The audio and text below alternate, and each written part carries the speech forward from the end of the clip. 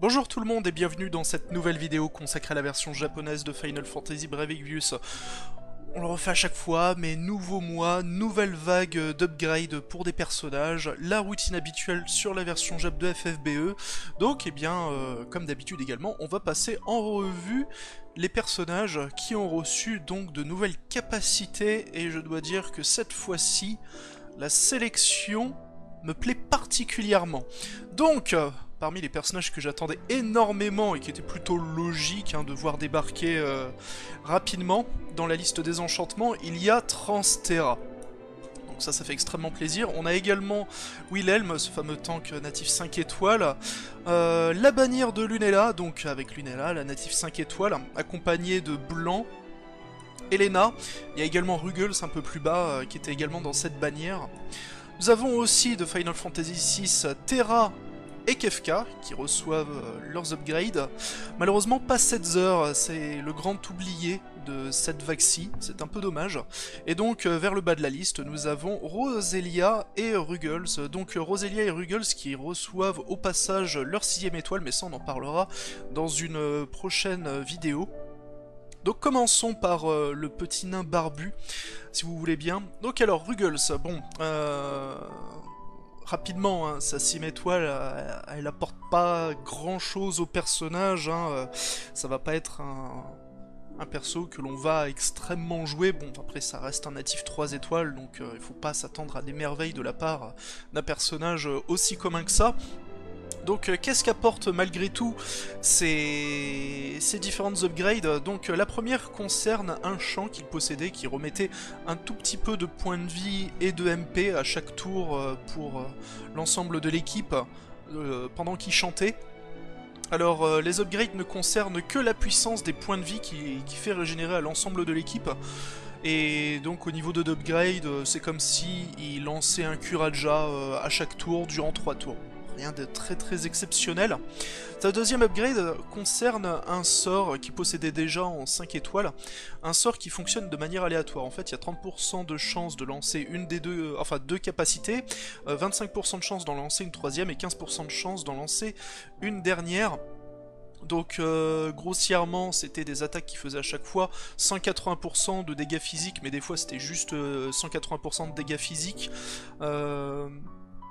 Mais il y avait pour certaines des petites choses en plus comme moins 50% de résistance à la terre, moins 50% de résistance à la terre ainsi qu'un debuff de moins 45% de défense physique et magique et un autre 180% de dégâts physiques en irant la défense de 50% et en rajoutant également les debuffs de terre, de défense physique et magique. À chaque fois c'était des sorts qui touchaient l'intégralité des cibles. Bon, la puissance était un peu faible et globalement là les upgrades apportent plus de puissance de base à l'attaque, puisque au lieu de faire du 180%, ça fera pour chacune de ces attaques du 260%. Toujours avec les mêmes capacités de debuff, que ce soit le moins 50% de résistance à terre ou le moins 45% de résistance défense physique et défense magique. Par contre, au niveau 2, en plus de faire donc une des attaques aléatoires, ça aura également pour effet de débloquer pour le prochain tour des versions plus ou moins équivalentes aux 4 capacités qui pouvaient lancer de façon aléatoire. Donc on a un 220% de dégâts physiques sur tous les adversaires, avec 50% d'ignore défense, un autre 270% de dégâts physiques et qui diminue la résistance à la terre de moins 50%, mais qui cette fois par contre réduit également de moins 45% l'attaque physique et magique de toutes les cibles. L'autre sort qui est pareil, mais qui débuffe la défense physique et magique, et enfin un dernier qui fait également du 200% de dégâts physiques en ayant la défense de 50% et qui débuffe de moins 50% la résistance à la terre. Bref, rien de très puissant malheureusement. Et sa dernière upgrade concerne un passif, donc un passif qui est augmenté de base de 30% sa résistance naturelle à la terre. Avec le premier niveau, il gagne un plus 15% d'attaque physique et au second niveau, un plus 30% d'attaque physique ainsi qu'un Stone Killer, donc plus 50% de dégâts sur les ennemis de pierre. Donc avec un plus 30% d'attaque et sa 6ème étoile, il a au total plus 70% d'attaque physique par les passifs, s'il porte une arme dans chaque main, avec une ambidextrie, et par contre, on peut sinon le jouer avec un double end parce qu'il possède nativement un double end, mais dans ce cas-là, il a donc double end plus 50% d'attaque physique par ses passifs, ce qui en fait pas un attaquant physique extrêmement puissant, et de toute manière, voilà, il n'y a pas beaucoup de puissance offensive avec ses sorts, donc on va dire correct, mais sans plus. Roselia ensuite ça va être vite vu, elle reçoit des upgrades que sur un seul sort parce qu'en fait elle avait déjà reçu précédemment des upgrades sur la version japonaise, je crois même que c'était dans la toute première vague d'upgrades qu'elle en avait reçu, donc ça concernait son sort Kuraja dont la puissance du soin augmentait et dont le coût en MP était réduit, et il y avait son sort de prière qui avait des chances de louper, bon, qui fonctionnait à tous les coups et qui en plus redonnait 30 MP à toute l'équipe lorsqu'elle le lançait. Bon là, sa petite upgrade supplémentaire concerne un passif qu'elle récupère avec sa 6ème étoile et qui l'immunise au silence, à la paralysie et à la confusion. Donc au niveau 1 d'upgrade, elle castera en plus automatiquement en début de combat auto-protect et auto-shell, donc plus 20% de défense physique et de défense magique, autant dire un buff ridicule qui sera bien vite annulé par tout ce que vous lancerez de plus puissant après le début du combat, et le deuxième niveau d'upgrade lui rajoute en plus un auto-refresh, donc plus 5% de MP régénéré à chaque tour. Elle ne le possédait pas de base, donc c'est bien qu'elle l'ait, bon, ça, c'est vraiment un tout petit truc en plus qu'elle chope. Ensuite nous passons à Kefka. Alors Kefka c'était un peu le mage mal aimé avec sa 6ème étoile. Est-ce que ses enchantements vont changer grand chose? Bien malheureusement ça risque d'être toujours un peu compliqué pour lui. Donc sa première upgrade concerne son sort Light of Judgment. Donc c'était son plus gros sort de dégâts magiques qu'il possédait, donc de base c'est un 280% de dégâts magiques sur tous les adversaires en ignorant la défense magique de 25%. Donc au niveau 1 upgrade, le coût en MP est réduit, il passe de 65 MP à 45 MP, et au niveau 2 d'upgrade, l'ignore défense magique passe de moins 25% à 50%. Ça rajoute un peu de puissance au sort, mais bon, on aurait aimé plus d'ignore défense magique ou plus de puissance, parce que je rappelle, donc c'est une capacité spéciale que Kefka ne peut donc pas dual cast. Ça reste un peu faiblard, malheureusement. Sa deuxième upgrade, c'est pour un passif, un contre en fait, qu'il possédait. Il avait 20% de chance de contre-attaquer avec... alors normalement c'est une sorte de full break, ça mettait moins 40% sur toutes les stats pour tous les adversaires lorsqu'il se recevait une attaque physique. Donc au niveau 1 d'upgrade, les chances de faire survenir le compte passent de 20% à 30% de chance sur les attaques physiques qu'il reçoit. Et au niveau 2 d'upgrade, le debuff sur tous les adversaires passe de moins 40% pour toutes les stats à moins 45%. Un petit coup de pouce supplémentaire, 30% de chance de contrer, ça commence à être à peu près sympa. C'est quelque chose qui peut arriver assez souvent, mais bon, ça reste quand même aléatoire. Et enfin, sa dernière upgrade, c'est pour un autre passif qu'il possédait, donc un passif qui lui augmentait de base de 20% son attaque magique et de 50% les dégâts qu'il faisait contre les humains. Donc au premier niveau d'upgrade, ça lui donne 20% d'attaque magique supplémentaire. Donc ce qui fait monter ses passifs au total à 60% d'attaque magique, donc ce qui est correct on va dire. Et au second niveau d'upgrade, il a 30% de chance lorsqu'il se reçoit une attaque magique de contre-attaquer avec son sort Hyperdrive. Donc Hyperdrive c'est un sort qu'il possédait déjà en 5 étoiles, c'est 230% de dégâts magiques sur une seule cible en ignorant la défense magique de 25%. Voilà, bon, ça permet de faire un peu plus mal, un peu plus régulièrement avec Kefka, mais ça reste quand même des enchantements assez timides, et c'est pas ça qui va le faire énormément remonter, je pense, dans la tier list. C'est dommage, ce n'est pas encore aujourd'hui que Kefka pourra briller. Passons maintenant à Terra, donc elle, tout comme Kefka, natif 3 étoiles, et qui avait reçu une version 6 étoiles en même temps qu'une bannière Final Fantasy 6. Donc là pour le coup, déjà de base, la version 6 étoiles de Terra était un poil plus intéressante que celle de Kefka, et ses upgrades c'est un peu la même, là aussi c'est tout de même un peu plus intéressant. Donc sa première upgrade c'est un passif qui lui permettait de soigner toutes les altérations d'état qu'elle avait sur elle à la fin d'un combat. Évidemment ça fonctionne que sur les zones d'exploration ou les combats répartis en, en plusieurs rounds. Alors au niveau d'upgrade, ça lui donne un plus 25% de résistance à toutes les altérations d'état, et au niveau 2, plus 50% de résistance à toutes les altérations d'état.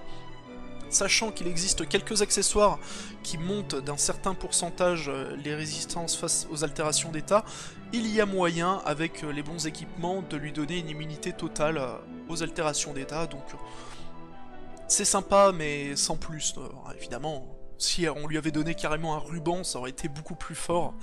Sa deuxième upgrade concerne une capacité qui, donc, une fois qu'elle le lançait, augmentait son attaque magique de 50% durant 4 tours et lui donnait accès à Météor, à Dual Cast et à Chaos Wave. Donc Chaos Wave qui était du 180% de dégâts magiques répartis sur 5 hits en ayant la défense magique de 50% pour tous les adversaires. Donc au niveau d'upgrade, lorsqu'elle lance ce sort, elle, au lieu de gagner plus 50% d'attaque magique, elle gagne plus 75% d'attaque magique. Son météore devient le même météore que Exdeath lorsqu'il avait reçu ses upgrades, c'est-à-dire qu'il fera 3 hits au lieu d'un seul, et la Chaos Wave, au lieu de faire 5 hits, ça devient un 10 hits. Au second niveau d'upgrade, le bonus d'attaque magique qu'elle gagne en lançant sa première capacité passe de 75% à plus 100%, donc là c'est quand même un assez bon boost. Météor a une puissance magique qui passe de 250% à 300%, et enfin Chaos Wave a sa puissance qui passe de 180% à 270%. Donc c'est plutôt cool. Elle active sa capacité, elle gagne des compétences intéressantes, un météore multi qui fait assez mal, un dual cast, et une Chaos Wave aussi qui fait des dégâts plus que corrects, puisque ça revient à peu près à la puissance de la version boostée de la Chaos Wave de Transterra, si vous vous rappelez de la manière dont le personnage fonctionnait. Donc c'est bien, c'est franchement bien. Et enfin, sa dernière upgrade, c'est sur un passif, donc un passif qui lui donnait de la vitesse de remplissage de Limit Burst et plus 20% d'attaque magique. Donc au premier niveau, elle gagne en plus 15% de HP et de MP, c'est bien pour la survie et les combats à longue durée, hein. Donc on prend toujours. Et au second niveau d'upgrade, elle a 20% de chance de contre-attaquer lorsqu'elle reçoit une attaque physique, avec un sort de soin sur toute l'équipe, qui est un sort de soin, on va dire, un poil plus puissant qu'un Cura. Voilà, ça se situe en termes de puissance entre un Cura et un Curaja. C'est pas phénoménal, mais encore une fois, bon, les contres, ça peut survenir plusieurs fois, donc on ne sait jamais. Ça reste malgré tout de l'aléatoire, et bon, c'est un petit peu dommage par contre qu'elle ne gagne pas davantage d'attaque magique avec ses passifs. Elle a au total plus 50% d'attaque magique, ce qui est un poil faible. Mais bon, au moins, cette upgrade là est intéressante, donc c'est toujours bon à prendre. Le personnage reste, on va dire, correct pour une native 3 étoiles. Ensuite, nous avons Elena, donc une des natives 4 étoiles de la bannière de Lunella. Donc c'était un personnage un peu fourre-tout, qui avait plusieurs sorts utilitaires, qui avait pas de réels gros points forts, et ces upgrades ne vont pas énormément améliorer la chose, hein, soyons honnêtes. Donc sa première upgrade c'est sur son passif ambidextrie. Donc elle avait une ambidextrie qui lui permettait de porter des dagues, enfin deux armes en même temps, mais restreint à seulement certains types d'armes. Donc dagues, fouet, projectiles et armes à feu. Donc au premier niveau d'upgrade, elle gagne un Treasure Hunter, donc plus 50% de chance de faire dropper des coffres à la fin d'un combat. Et elle gagne également plus 20% d'attaque physique lorsqu'elle est équipée d'une arme à feu. Au second niveau d'upgrade, elle gagne encore plus 20% d'attaque physique lorsqu'elle est équipée d'une arme à feu, donc un total de plus 40%, et en plus 100% de vitesse de remplissage de limit burst supplémentaire, parce que au final sa limit burst, ça restait sa plus grosse attaque qu'elle avait en sa possession. Donc en étant équipée d'une arme à feu, au total, elle a plus 60% d'attaque physique par ses passifs, et de toute façon, bon, elle n'a pas une très grosse stat d'attaque physique de base, donc ça reste pas un réel attaquant physique, hein. Malgré tout, sa deuxième upgrade concerne ce qui était sa plus grosse capacité offensive en dehors de sa limit burst, donc c'était un coup critique à 300% de dégâts physiques sur une seule cible. Donc au premier niveau, le coût en MP est réduit, ça passe de 45 MP à 32 MP, et au second niveau, la puissance passe de 300% à 350% de dégâts physiques en coup critique garanti. C'est bon, c'est pas très fort. Et sa dernière upgrade, c'était un sort un peu particulier. Lorsqu'elle le lançait, elle avait 100% de chance de s'endormir. Par contre, elle se régénérait de 50% de ses points de vie et de ses points de magie. Donc au premier niveau d'upgrade, elle s'endort toujours, hein, ça change pas. Par contre, elle se mettra en plus de sa régène de HP et de MP, un buff de plus 40% d'attaque physique durant 3 tours, et également davantage de vitesse de remplissage de la limit burst, encore. Et au second niveau d'upgrade, le boost d'attaque physique passe de plus 40% à plus 60%, et c'est à peu près tout. Alors la description de la dernière ligne a l'air de différer par rapport à celle du niveau 1, donc on peut imaginer que la vitesse de remplissage de la limit burst est encore plus significatif, mais là pour le coup je n'ai pas le détail exact du truc, donc bon, j'imagine que c'est ça. En gros, en s'endormant, elle peut lâcher quasiment à tous les tours sa limit burst. C'est pas très intéressant comme enchantement, on va pas se mentir. Il en va un peu de même pour Blanc également. Donc Blanc, c'était une sorte d'attaquant physique dont les dégâts étaient basés à la fois sur la lumière et la foudre. Il était pas très puissant, mais il faisait malgré tout du multi-hit, donc dans certaines configurations il pouvait avoir un minimum d'intérêt. Avec ses upgrades, bon, il gagne quelques petites choses malgré tout. La première upgrade concerne un sort qui lui permettait d'augmenter de 50% la résistance à la foudre et à la lumière de toute son équipe durant 3 tours.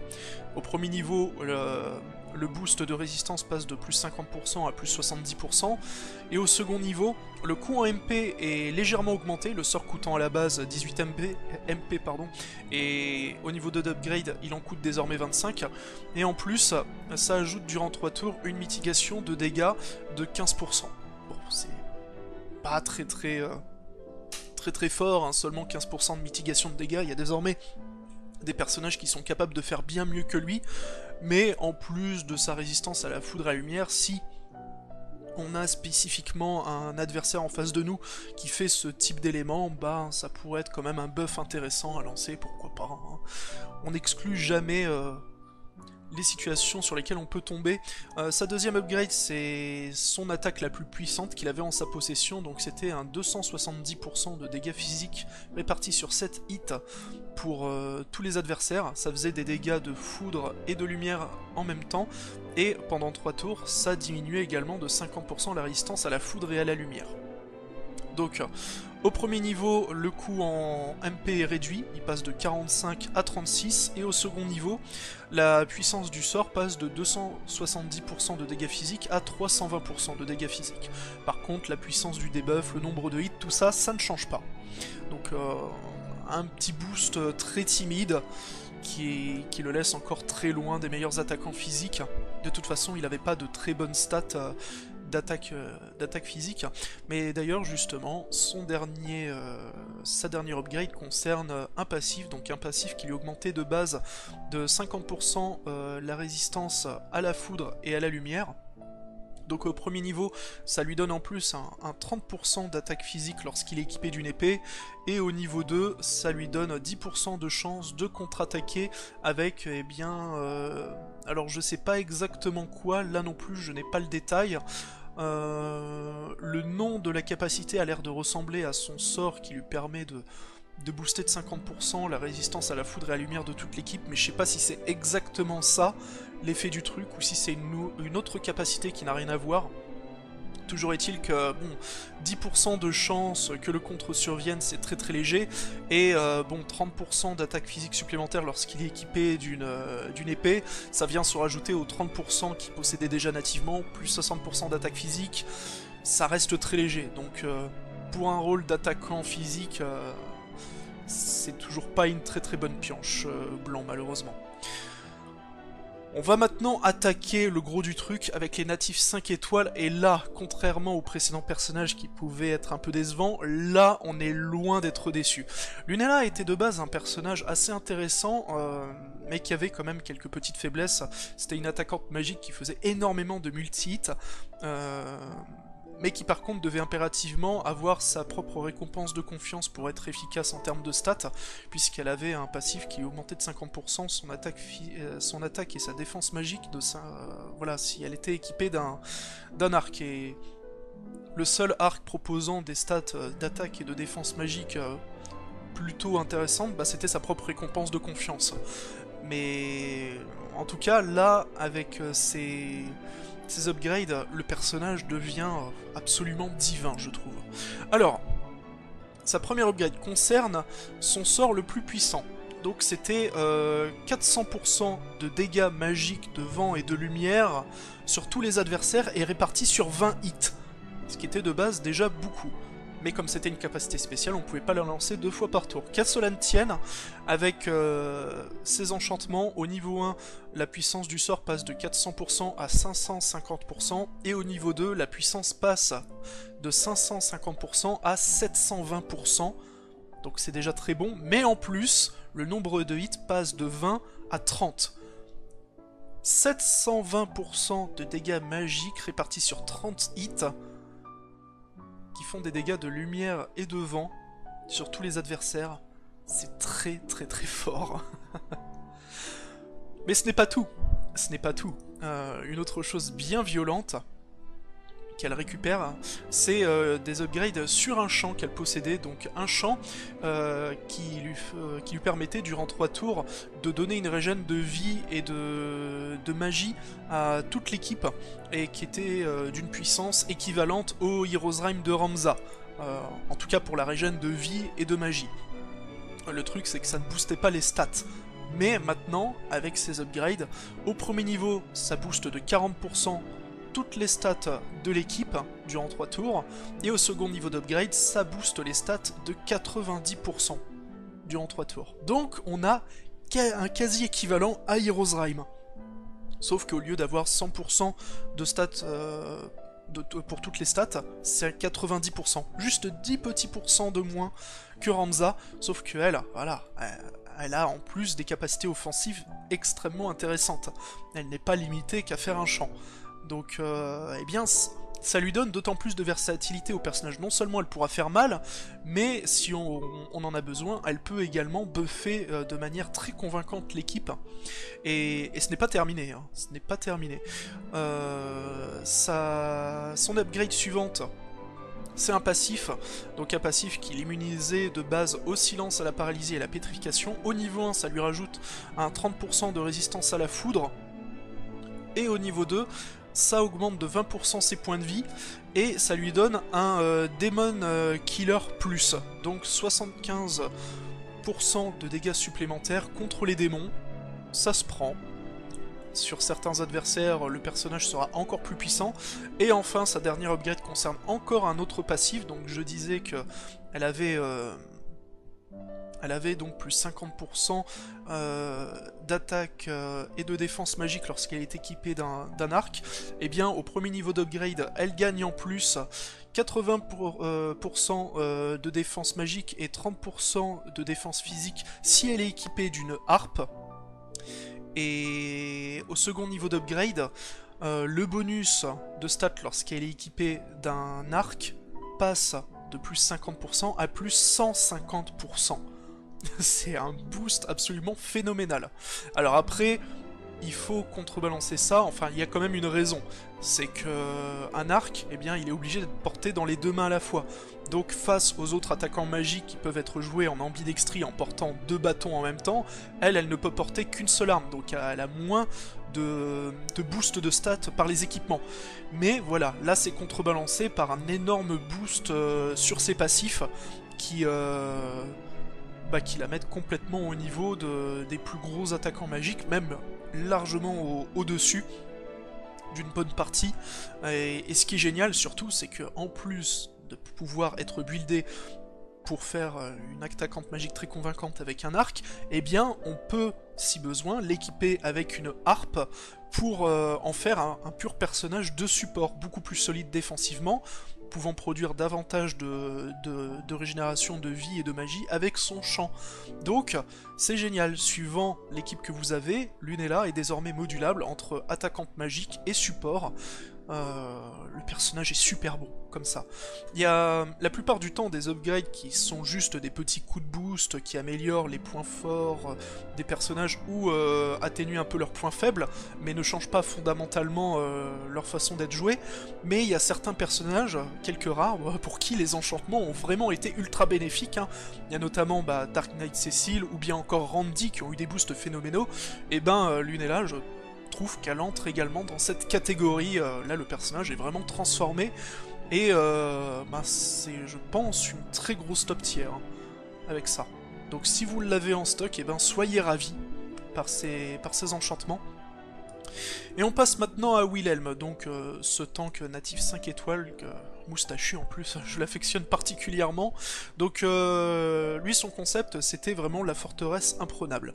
Il n'avait pas de capacité de soin, pas de capacité de debuff, hein, comme Cecil ou Warrior of Light. Par contre, en termes de tanking brut, il n'y avait pas meilleur que lui. Il était vraiment très résistant. Et là, ces upgrades, ça renforce d'autant plus ses capacités de tanking.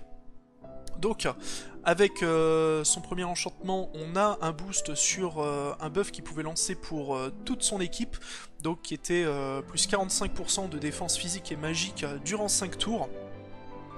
Au premier niveau, le coût en MP est réduit, il passe de 57 MP à 40 MP, ce qui est plutôt bien, hein, vu qu'il n'a pas un pool de MP énorme, ce personnage.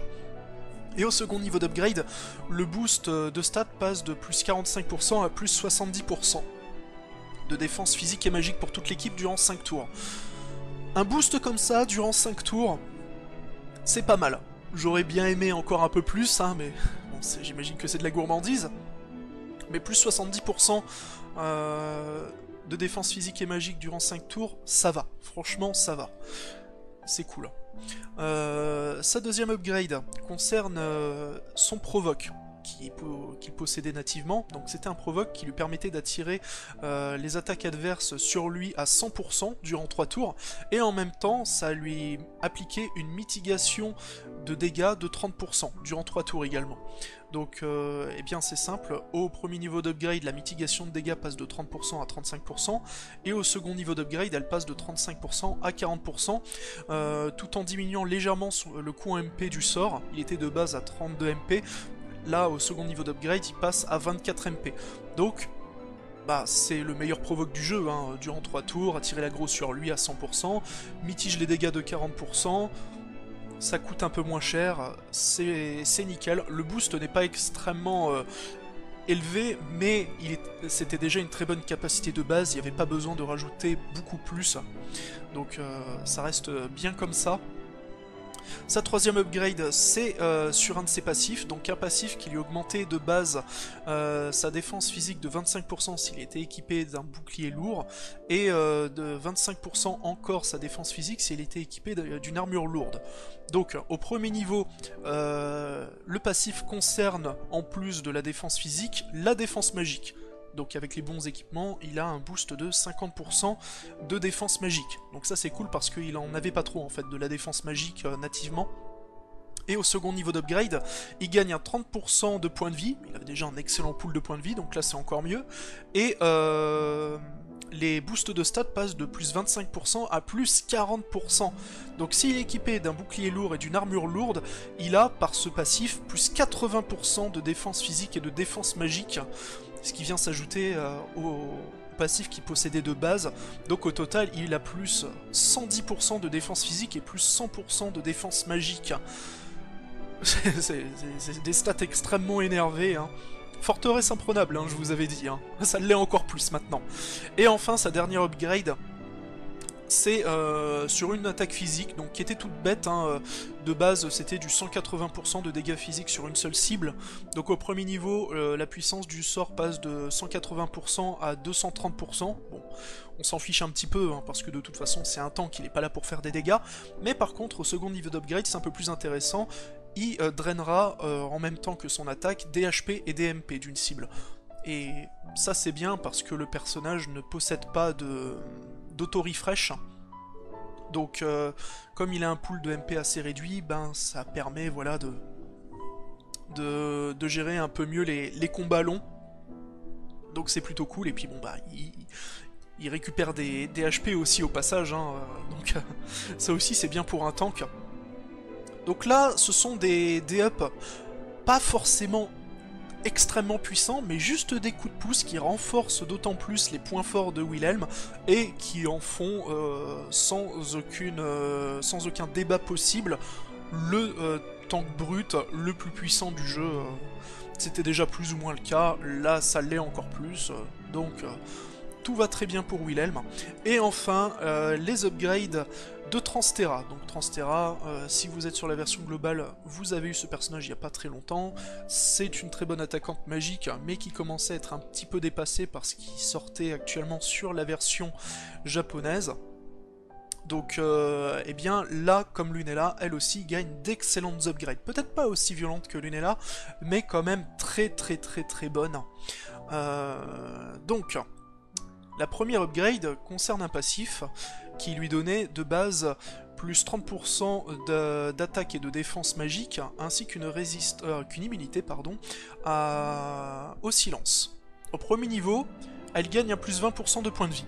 Pour un mage qui a un pool de points de vie assez limité, c'est toujours bon à prendre. Au second niveau d'upgrade, elle gagne un plus 30% de résistance au feu, à la glace et à la foudre, donc ça aussi c'est bien, ça se prend, c'est toujours plus de survie, mais surtout elle gagne un boost de plus 50% d'attaque magique. Donc au total, par ses passifs, elle a plus 110% d'attaque magique. C'est vraiment énorme. Et contrairement à Lunella, elle peut tout à fait se jouer avec ambidextrie, porter une arme dans chaque main, surtout que Transtera a des sets d'équipement assez intéressants. C'est un personnage qui peut porter des épées, et des épées qui ont beaucoup d'attaques magiques, il en existe, surtout qu'en plus on peut les coupler avec la materia Letter and Arms de Ingus, qui donne à 50% d'attaque magique lorsqu'on est équipé d'une épée. Donc le personnage peut vraiment atteindre des valeurs d'attaque magique extrêmement élevées. Donc ça c'est parfait. Deuxième upgrade, c'est son sort Ultima. Donc Ultima, hein, je rappelle, 280% de dégâts magiques sur tous les adversaires en ignorant la défense magique de 25%. Ces upgrades, ça lui donne exactement le même Ultima qu'avait obtenu Majin Fina lorsqu'elle avait eu également ses upgrades. Donc au premier niveau, le coût MP est réduit, il passe de 60 MP à 45 MP. Et au second niveau, Ultima fait désormais 7 hits et ignore la défense magique de 50% au lieu de 25%. Donc c'est cool, mais ce n'est pas ce qu'il y a de mieux. Le meilleur arrive. Et là on arrive un autre gros truc, c'est des enchantements sur une capacité donc qui, lorsqu'elle l'a lancée, augmentait de 80% son attaque et sa défense magique, et qui surtout doublait la puissance de Chaos Wave. C'était une capacité magique qu'elle pouvait lancer, donc ça a doublé la puissance de Chaos Wave au tour suivant, après avoir lancé son buff. Et en plus la Chaos Wave coûtait 0 MP. Donc c'était de base très intéressant. Au niveau d'upgrade, le bonus d'attaque et de défense magique passe de 80% à 100%. Au second niveau, il passe de 100% à 120%. Donc c'est vraiment un très joli boost, et en plus, ça lui donne accès à de nouvelles choses. Elle pourra utiliser durant 5 tours Dual White Magic. Alors ça c'est cool parce que de base elle possède que Dual Black Magic, mais le Transtera possède malgré tout dans la liste de ses sorts Cura, Oli et Eye-Raise, qui sont donc des sorts de magie blanche, et qu'elle ne pouvait pas utiliser 2 fois durant le même tour. Là, en activant cette capacité, elle le peut. Donc c'est cool. Mais ce n'est pas tout.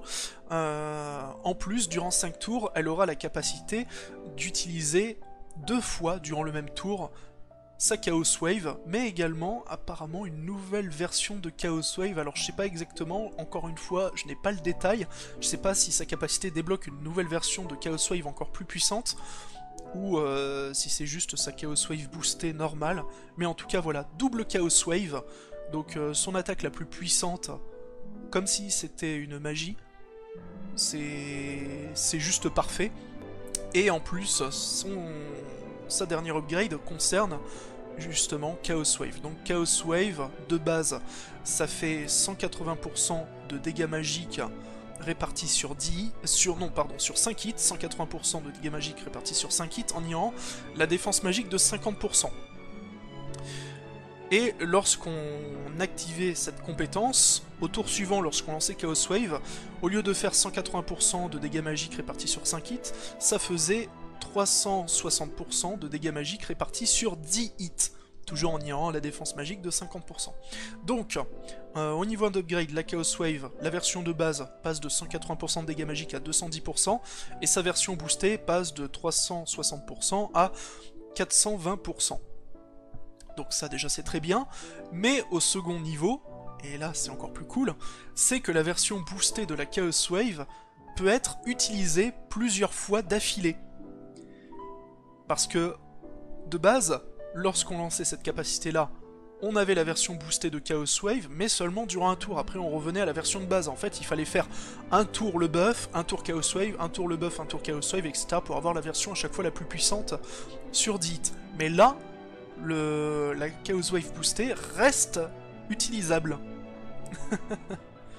Donc, le personnage peut lancer 2 fois durant le même tour un 420% de dégâts magiques sur 10 hits qui ignore la défense magique de 50%. Les boosts de Transtera sont donc très très puissants, et là, entre Transtera et Lunella, ainsi que la nouvelle bannière, mais ça on en reparlera prochainement, eh bien, sacré chamboulement dans la tier list des attaquants magiques. C'est assez drôle parce qu'il y a moins de 15 jours, je présentais la bannière Final Fantasy X avec notamment Lulu, qui devenait l'une des meilleures attaquantes magiques. Et bien là, Lulu, directement, elle est légèrement poussée vers la sortie par Lunella et Transtera. Donc c'est assez drôle et plutôt cool pour les personnes qui ont ces personnages en leur possession. Donc une très bonne vague d'enchantement où les mages sont à l'honneur. Ce qui est cool parce que voilà, les gens ont tendance à dire que attaquant magique c'est moins intéressant que attaquant physique. Ah tiens, c'est l'heure des récompenses quotidiennes. Bonjour récompenses quotidiennes, je t'accepte avec grand plaisir.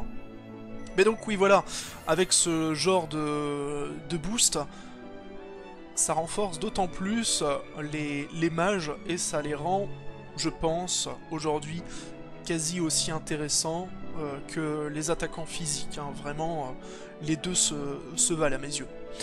Voilà, en tout cas c'est tout pour moi, je vous fais des bisous moustachus et je vous souhaite bon jeu sur la version japonaise de Final Fantasy Bravecus.